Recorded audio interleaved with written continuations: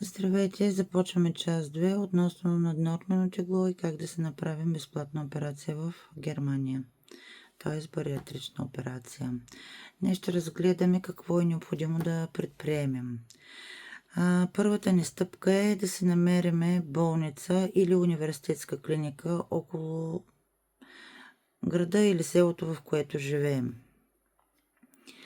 Като трябва в същото време да проверите при какви условия самата болница работи.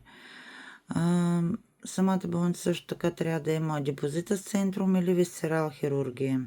Ако някой не говори толкова добре немски, може да ми напише в съобщение, бих му написала точно и правилно думите, какво точно да търси. След като намерите такава клиника, трябва да се позаинтересувате относно условията в клиниката, защото всяка клиника има различни условия.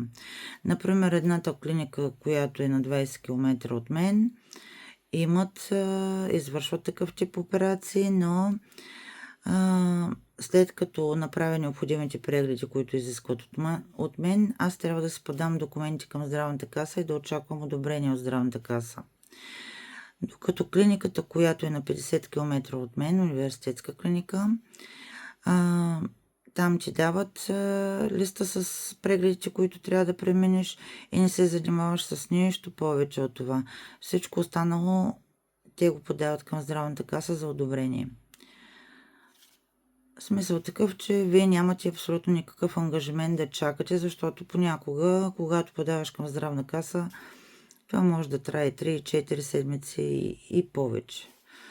Затова е необходимо, най-добрият вариант е самата болница да не ви ангажира с подаването на одобрение към здравната каса. Така, след като намерите подходящата клиника, е нужно да се запазите час. В моя случай можех да се запазя часа и онлайн в клиниката, което стана много бързо. Получих имейл с дата, час, в който да отида. Горе-долу беше около 3 седмици, доколкото се спомням. Така, другото нещо, което е важно, тъй като на първия ми преглед получих листа с видовете прегледи, които да извърша, и на първо място стоеше ернероксбирата. Аз много подцених ернероксбирата и започнах да си правя часове, да се записвам часове за останалите прегледи, които трябваше да извърша. Ернероксбиратор е важен, защото той ви казва как да се храните преди операцията и след операцията. Също така, операцията не може да започнете операцията преди да сте приключили всички сицунген при ернероксбиратора. Затова казвам, че е много важен. Ако можете и предварително да започнете, преди да сте намерили клиника, още по-добре. Просто отивате и предавате информацията, която имате, примерно ако сте минали 4 сицунген при ернероксбиратора, това е ернероксбиратор, за който не разбира, това е човек, който отговаря за храненето, пак да повторя. И реално трябва да имате 6 посещения, които са, да кажем, нормално в месеца поведнъж. Но ако ернероксбиратора влезне в положение, можете да го направите за много по-кратък срок. Т.е. можете и за 3 месеца, но реално и прегледите ви трябва да сте ги преминали. Това е много важна стъпка, ернероксбиратор. Не трябва да се забравя. Другото, което е малко негативно в цялата ситуация, е, че ернероксбиратора и психолога не се поемат от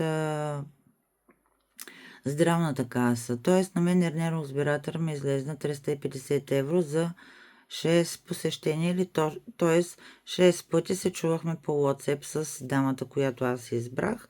Аз избрах да е онлайн и поддържахме връзка по WhatsApp. И винаги можех да я попитам, ако нещо ме интересува през следващия ни термин. Това са важните неща за сега. В следващото видео ще разгледаме какви са видовете прегледи, как са протекли и така нататък.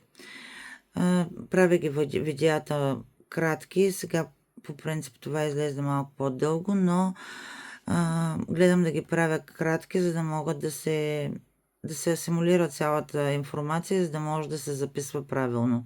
А който има нужда от думи, които не са му известни, или примерно телефонни номера или имейли, с които аз съм боравила през това време, с удоволствие бих помогнала. В коментарите можете да ме пишете и аз ще ви отговоря. Лека вечер за сега.